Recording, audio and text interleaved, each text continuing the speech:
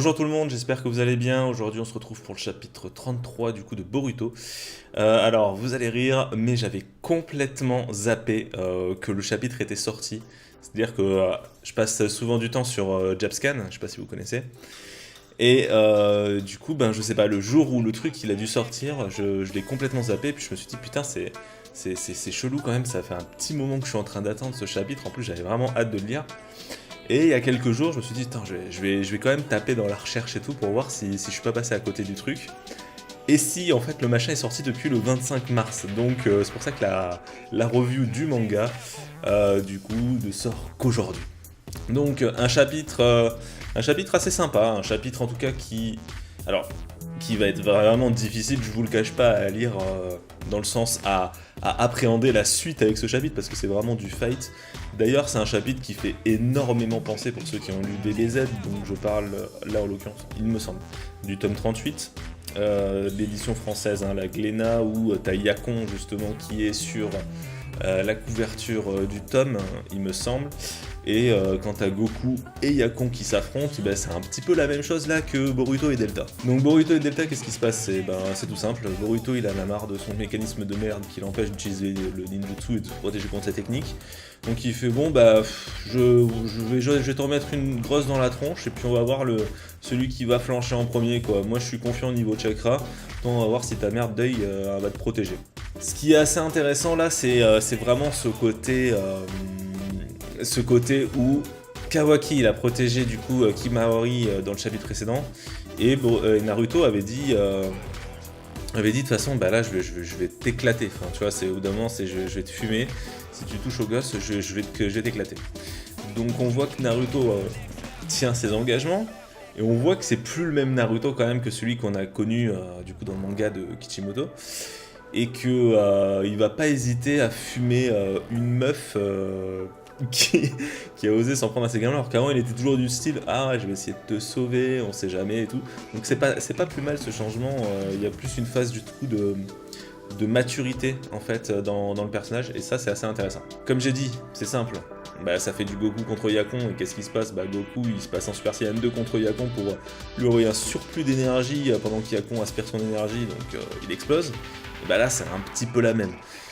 Il y a Naruto qui va balancer un Rasengan de la folie dans la tronche de Delta. Delta avec son œil de merde va faire que aspirer, aspirer, aspirer.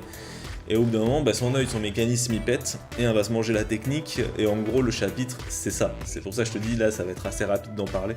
Le chapitre va se faire exploser en deux par un putain de Rasengan, une fois que, du coup, Naruto a pété son mécanisme.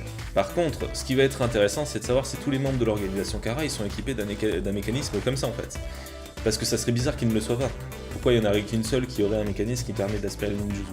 Ça voudrait dire par extension que toute l'organisation est, dans une certaine mesure, de quantité de chakra.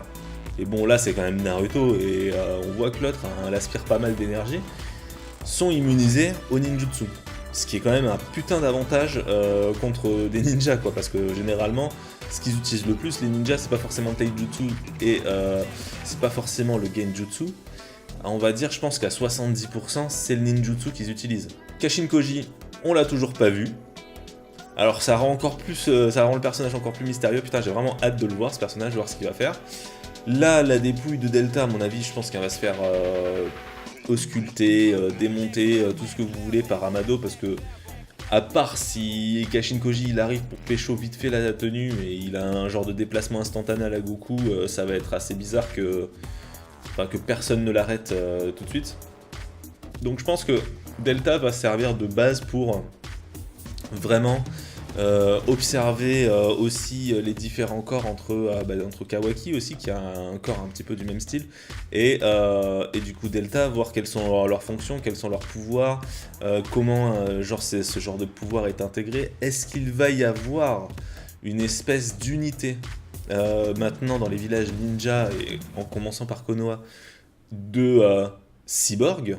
C'est possible. Peut-être ils vont s'en inspirer, peut-être des anciens ninjas de guerre, à l'image du mec de Kiri, je me rappelle plus son nom, qui avait le Byakugan. Est-ce que ils vont faire un petit peu la même, c'est-à-dire tu peux plus te battre, mais nous on peut te changer en cyborg Et dans ce cas-là, on va te permettre de continuer à combattre dans cette unité spéciale un petit peu cyborg. Ça, ce serait une piste à suivre plutôt intéressante. Moi, ce que je retiens du chapitre, c'est du bon fight, la relation de confiance complètement établie maintenant entre Naruto et Kawaki. On voit qu'à la fin, ils se regardent avec le petit sourire, et tu sais que pour Naruto, c'est gagné, et tu sais que pour Kawaki, c'est bon, il a gagné un père. Tu vois, il a gagné un père, et tu vois que Kawaki, de toute façon, par sa maturité et par sa relation avec Boruto, il peut faire office un petit peu d'aîné, de façon, comme j'avais dit, de frère adoptif, mais il a aussi ce côté un petit peu grand frère qu'on peut le retrouver avec, en tout cas avec Himawari. Boruto, bon, c'est un petit peu plus compliqué, mais on dirait qu'il est un petit peu plus vieux, donc il y a un côté un petit peu plus mature. Donc c'est ça qui est cool. Pour le prochain chapitre, ben ça va être, comme je dis, c'est compliqué en fait à savoir, parce que là il y a que du fight, il n'y a pas eu spécialement de phrases à développer pour la suite. Donc moi, pour le prochain chapitre, c'est tout simple, ça va être l'observation du corps de Delta, ça va être peut-être éventuellement émettre l'idée de commencer à, en tout cas s'il y a des volontaires, qui soient des anciens ninjas de guerre ou des mecs volontaires, à commencer à créer peut-être cette unité. Ça va être peut-être l'intégration officielle de Kawaki dans le monde ninja, par le biais, on va dire, d'un grade, même si je pense que Naruto va pas vouloir le faire sortir tout de suite du village. Donc ça, je pense que Kawaki va vraiment rester en mode limite garde du corps, entre guillemets, même si c'est un peu l'inverse de Naruto, mais ils vont rester assez collés l'un à l'autre. Je pense qu'avant que Kawaki sorte du village, ça va mettre un petit temps. Donc voilà, chapitre sympa, j'attends le 34 qui, du coup, il va pas tarder à sortir, vu que j'ai complètement... dans 25 mars.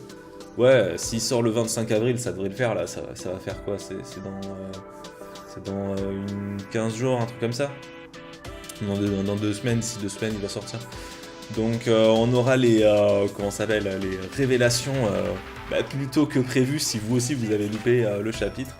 Donc ouais, ceux qui connaissent pas, passez sur Jabscan, moi c'est un site que j'utilise. Si vous avez d'autres sites à me conseiller pour lire des mangas, n'hésitez pas à me le dire aussi. C'est toujours cool et c'est toujours sympa de découvrir des sites comme ça. Surtout que moi il y a des sites que je cherche, qui existaient avant, qui n'existent plus maintenant, où t'avais vraiment ce côté où...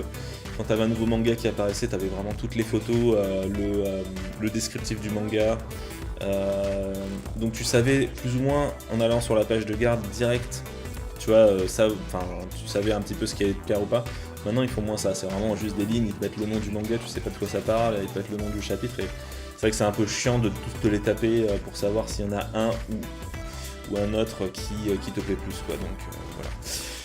Bah écoutez... on se dit à la prochaine, n'hésitez pas à partager, à liker, à vous abonner. Moi je continue mes vidéos, vous allez voir qu'aujourd'hui il y en aura plusieurs, donc restez à l'affût. Et puis je vous souhaite à tous une bonne journée. Ciao!